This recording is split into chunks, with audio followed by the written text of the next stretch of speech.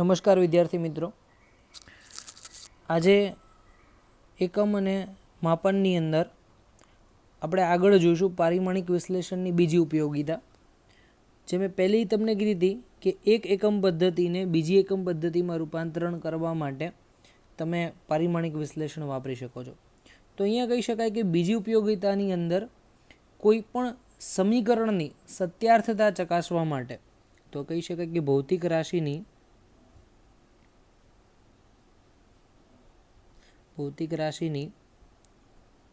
સત્યાર્થતા ચકાસવા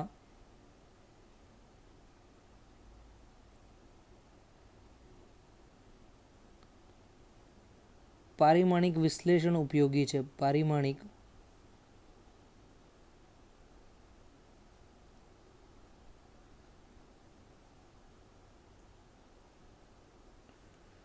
ઉપયોગી છે. હવે તમે એમ કહેશો કે આ કઈ રીતે? તો આપણે સિમ્પલ તમને અહીંયા સમજાવી દઉં કે કોઈ પણ ભૌતિક રાશિ છે એ ભૌતિક રાશિની આપણે સત્યાર્થતા ચકાસવાની છે.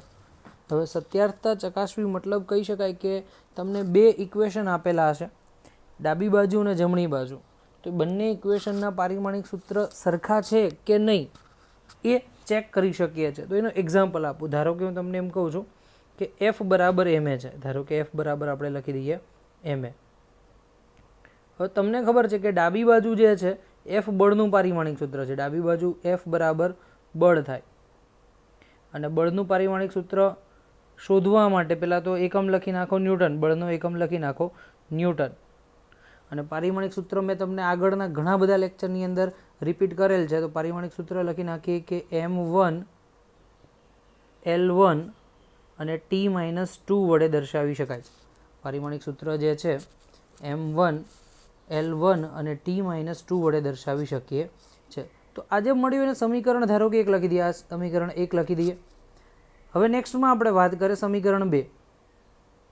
સમીકરણ 2 ની અંદર તમારે જમણી બાજુની જોવાનું છે કે જમણી બાજુ બરાબર m બરાબર a, m ઇન્ટુ m બરાબર એ m ઇન્ટુ a. હવે m એટલે કે દળ. દળ જે છે એને આપણે શેમાં માપી શકીએ છીએ? કિલોગ્રામમાં. દળ જે છે એને શેમાં માપી શકીએ? કિલોગ્રામમાં. અને એ બરાબર પ્રવેગ, જેને આપણે માપી શકીએ છીએ મીટર પ્રતિ સેકન્ડ સ્ક્વેર. મીટર પ્રતિ સેકન્ડ સ્ક્વેર. તો પારિમાણિક સૂત્ર લખી નાખો. પારિમાણિક સૂત્ર તો કિલોગ્રામ માટે પારિમાણિક સૂત્ર શું થશે? m1. કિલોગ્રામ માટે પારિમાણિક સૂત્ર શું થશે? m1. મીટર માટે L1 અને સમય s સ્ક્વેર છેદમાં છે તો છેદ માટે અંશમાં લખી નાખો તો t-2 શું આવશે? t-2. તો વિદ્યાર્થી મિત્રો, સમીકરણ 1 અને સમીકરણ 2 તમે જોશો તો પરફેક્ટલી બંને સરખા મળે છે. તો હું અહીંયા લખી શકું કે ડાબા બરાબર જબા, ડાબા બરાબર જબા. તો અહીંયા હું કહી શકું કે તમારું જે ભૌતિક સમીકરણ છે, કોઈ પણ રાશિનું જે સમીકરણ જે છે એ પારિમાણિક દ્રષ્ટિએ સત્યાર્થ છે. તો અહીંયા લખી શકાય કે આપેલ સમીકરણ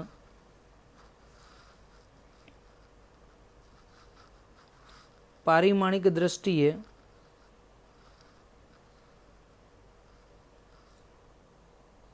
આપેલ સમીકરણ પારિમાણિક દ્રષ્ટિએ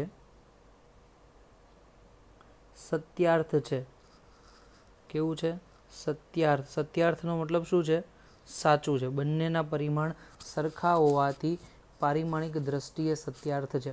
હવે બીજી વસ્તુ હું અહીંયા કહેવા માગું છું કે તમને મેં એક પોઈન્ટ કીધો કે પારિમાણિક દ્રષ્ટિએ સત્યાર્થ હોવું, પારિમાણિક દ્રષ્ટિએ સત્યાર્થ હોવું. તો આનો મતલબ એવો ના કહી શકાય કે એ સમીકરણ ભૌતિક રીતે સાચું છે. એક સ્ટેટમેન્ટ હું અહીંયા લખી દઉં કે જો કોઈ રાશિ પારિમાણિક દ્રષ્ટિએ સત્યાર્થ છે તો એનો મતલબ એ નથી કે સમીકરણ ભૌતિક રીતે સાચું છે. હું અહીંયા લખી શકું કે જો કોઈ સમીકરણ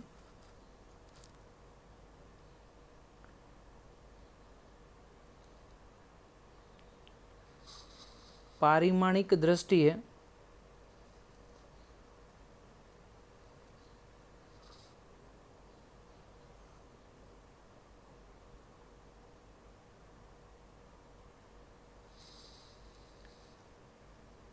સત્યાર્થ છે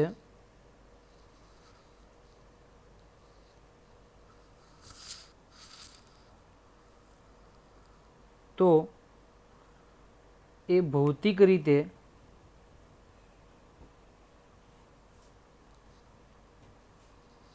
સાચું છે તેમ કહી શકાય નહીં.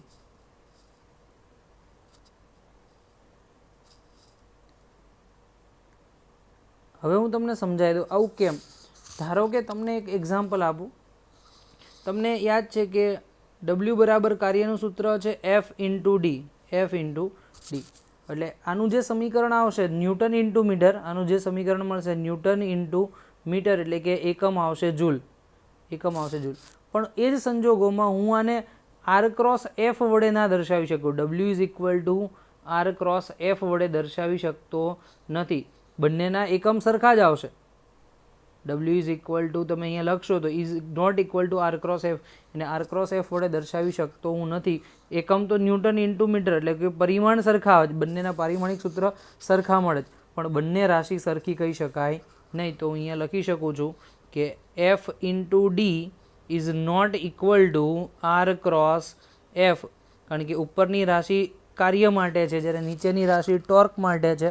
ટોર્ક અને કાર્ય ક્યારેય સમાન દર્શાવી શકાય નહીં. એટલે ઘણી વખત એવું થશે કે તમે જ્યારે પણ સમીકરણની ચર્ચા કરતા હશો તો એ જે સમીકરણ છે એ તમને પારિમાણિક દ્રષ્ટિએ સાચું મળે, તો એનો એવો મતલબ નથી કે એ સમીકરણ ભૌતિક રીતે પણ સાચું છે.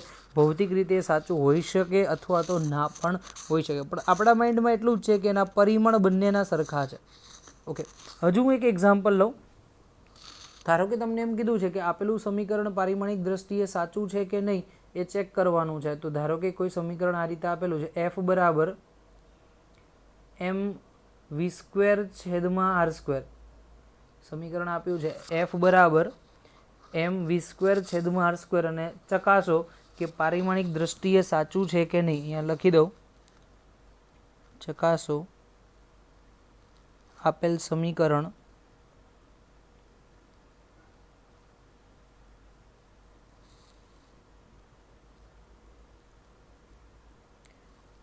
પારિમાણિક દ્રષ્ટિએ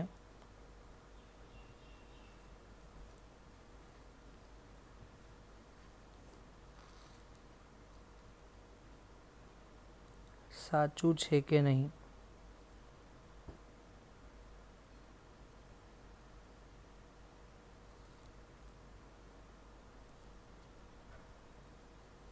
ઓકે, તો પહેલાં તો હંમેશા યાદ રાખજો કે કોઈ સમીકરણને ચેક કરો છો કે પરિમાણની દ્રષ્ટિએ સાચું છે કે નહીં, તો હંમેશા બે વસ્તુ ધ્યાનમાં રાખવાની, એની ડાબી બાજુ અને એની જમણી બાજુ. તો ડાબી બાજુ માટે એક પારિમાણિક સૂત્ર શોધો અને જમણી બાજુ બીજું પારિમાણિક સૂત્ર શોધો. જો બંને સરખા મળે છે તો એના ઉપરથી આપણે જણાવી શકીએ કે બંનેના પરિમાણ સરખા છે. તો હું લખું ડાબા બરાબર લેતા. ડાબા કઈ બાજુ છે? ડાબાની અંદર તમે જોઈ શકો છો કે તમારી પાસે એક રાશિ છે અને એ રાશિ છે બળ. ડાબા બરાબર અહીંયા F, અને F બરાબર લખી નાખો બળ. બળનો એકમ ન્યૂટન, અને બળનું પારિમાણિક સૂત્ર આપણે બહુ જ બધી વખત શીખી ગયા છીએ. કયું આવશે બોલો? m1 L1 T-2. શું લખી શકાય? m1 L1 T-2. યાદ રાખજો મિત્રો, જ્યારે તમે વાત કરો છો કોની? પારિમાણિક સૂત્રની સત્યાર્થતા ચકાસવા માટે, તો બે સાઈડ જોવાની, એક તો ડાબી બાજુ અને બીજી જમણી બાજુ. તો ડાબી બાજુની અંદર મેં જોયું F બરાબર બળ છે, અને બળ માટેનું જે પારિમાણિક સૂત્ર લખીએ તો m1 L1 T-2. જમણી બાજુ લખો તો જમણી બાજુની અંદર બાળકો આપણે કંઈક આવું આપેલું છે. જમણી બાજુમાં mv²/r². શું આપેલું છે? mv²/r². ચાલો, તો હવે હું અહીંયા mv²/r² જે છે એની અંદર એકમ લખું. m ફોર દળ, v² બરાબર વેગ, અને વેગ બરાબર અંતર ભાગ્યા સમય એનો હોલ સ્ક્વેર. તો અહીંયા લખી શકાય અંતર ભાગ્યા સમય, અને આખા કૌંસનો શું આવશે? Whole square. તો અહીંયા લખી નાખો અંતર ભાગ્યા સમયનો વર્ગ. અને લાસ્ટ વન ડાયરેક્ટ લખી શકીએ r², એટલે r² બરાબર અંતર, અને અહીંયા આવશે અંતરનો વર્ગ. શું આવશે? અંતરનો વર્ગ. મૂકી દો કિંમત. તો લખી શકાય દળ માટે પારિમાણિક સૂત્ર લખી નાખીએ તો દળ માટે આવશે m1.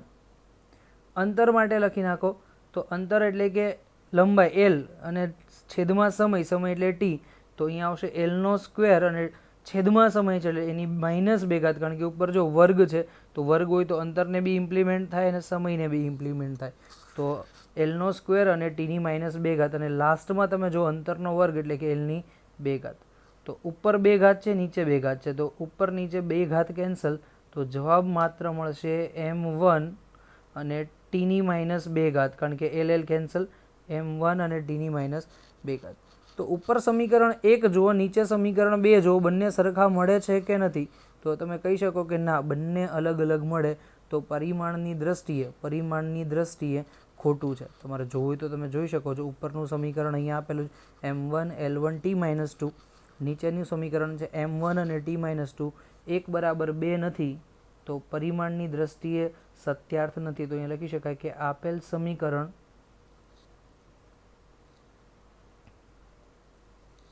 પરિમાણની દ્રષ્ટિએ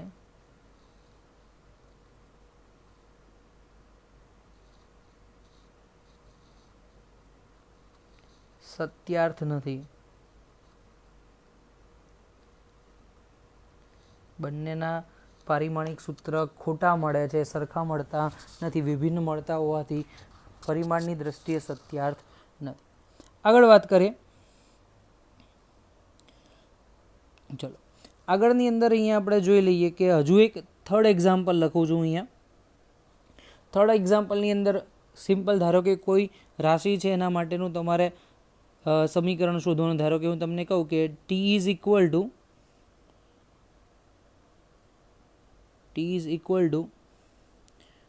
મ્યુ વી સ્ક્વેર આ રીતે આપેલું છે. Okay, T is equal to mu V square અને એનું વર્ગમૂળ છે. હવે અહીંયા લખી દઉં છું કોણ રાશિ કઈ છે. તો પહેલાં ટી એટલે કે તણાવ બળ. ઓકે, મ્યુ એટલે કે એકમ લંબાઈ દીઠ દળ.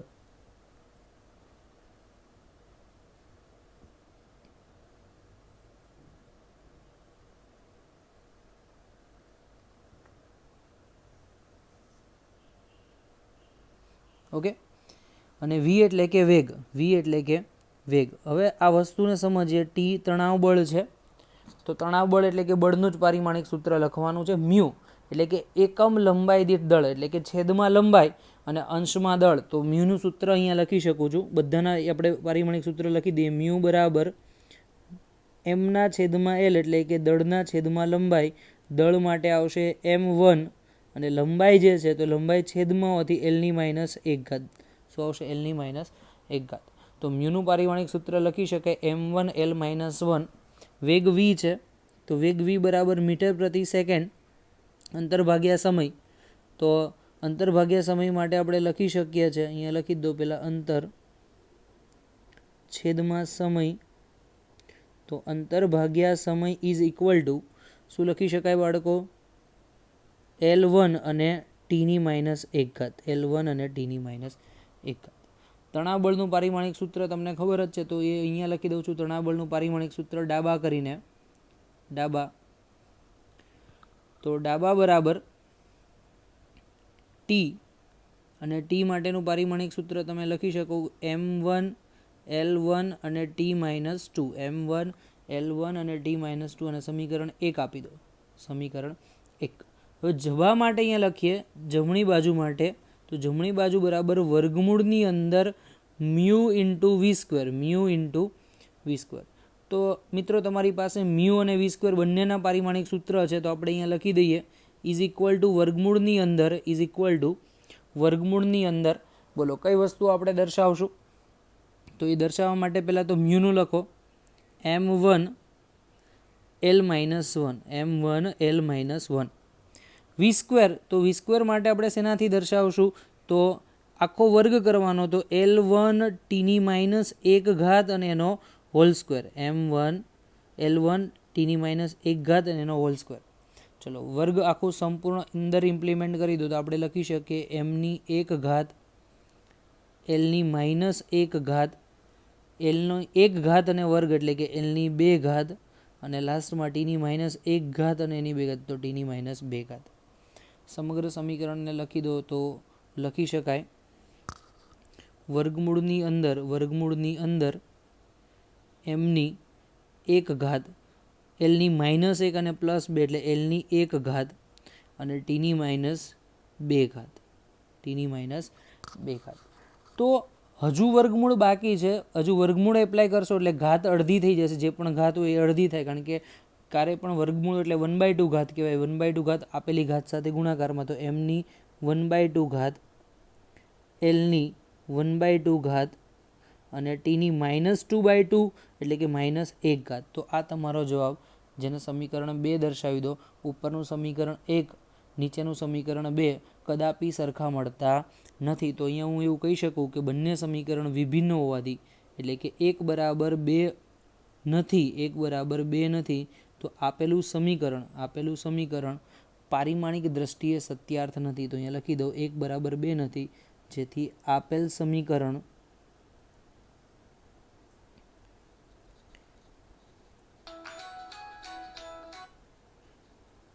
પારિમાણિક દ્રષ્ટિએ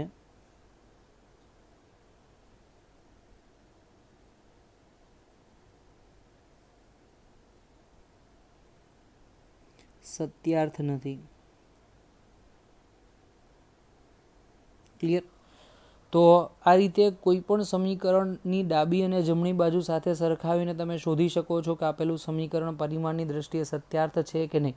પહેલામાં આપણે એવું જોયું કે કોઈ પણ એક એકમ પદ્ધતિમાં મૂલ્ય હોય એને બીજી એકમ પદ્ધતિમાં ફેરવતા શીખ્યા.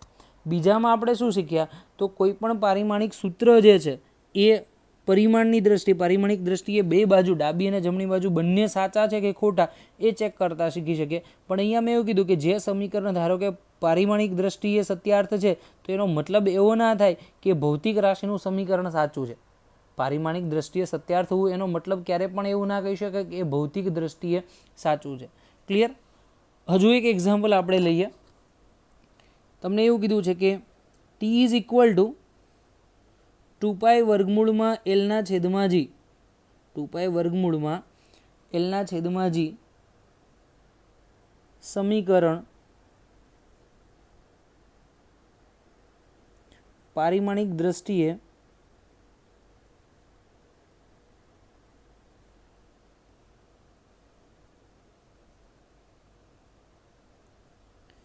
સત્યાર્થ છે કે નહીં તે ચકાસો.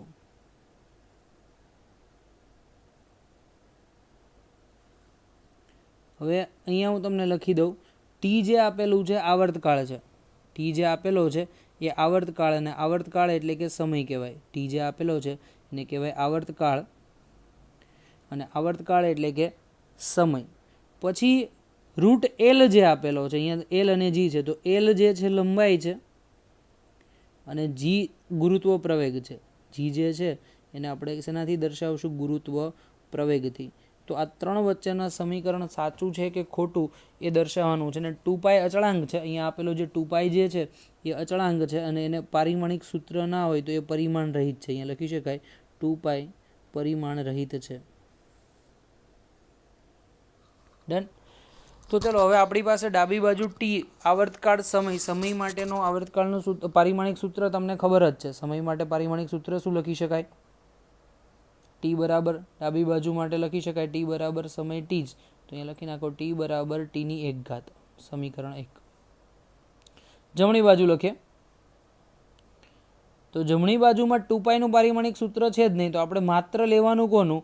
એલના છેદમાં જી. કોનું લેવામાં આવશે? એલના છેદમાં જી. અને ઉપર શું આપેલું છે? વર્ગમૂળ. તો વર્ગમૂળમાં એલના છેદમાં જી. લંબાઈ જે છે, તો લંબાઈનું પારિમાણિક સૂત્ર શું લખી શકાય? તો અહીંયા લખી શકાય લંબાઈનું પારિમાણિક સૂત્ર એમ, અને જી એટલે ગુરુત્વ પ્રવેગ. જી એટલે શું થાય? ગુરુત્વ પ્રવેગ. અને ગુરુત્વ પ્રવેગનું પારિમાણિક સૂત્ર આપણે અહીંયા લખી દઈએ. એકમ આવશે મીટર પ્રતિ સેકન્ડ સ્ક્વેર. એકમ કયો આવશે? મીટર પ્રતિ સેકન્ડ સ્ક્વેર. તો અહીંયા લખી નાખીએ L1 અને ટીની -2 ઘાત. L1 અને ટીની -2 ઘાત. અને અહીંયા તો લંબાઈ માટે એ લખી દીધું, ને આવર્તકાળ માટે ટી લખી દઈએ છે. એટલે તમારે સિમ્પલ યાદ રાખી શકાય છે. અહીંયા કિંમત પણ મૂકી દઈએ. હવે ચલો, જીની કિંમત શું આવશે? L1 અને ટીની -2 ઓકે. અહીંયા લંબાઈ જે છે, લંબાઈ માટે મારાથી મિસ્ટેકન લખાઈ ગયું એમ. લંબાઈ માટે પારિમાણિક સૂત્ર એલ આવશે, બરાબર. એલ અહીંયા છે, એલ નીચે છે, તો બેની એલની એક ઘાત કેન્સલ, ઉપર 2 એલની 1 ઘાત, નીચે 2 એલની 1 ઘાત કેન્સલ.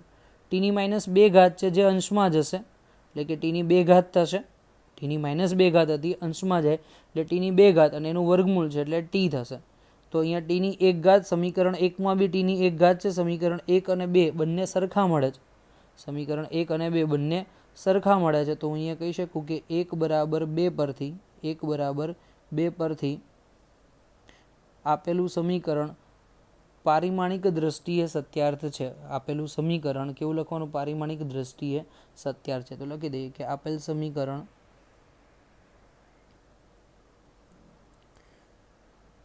પારિમાણિક દ્રષ્ટિએ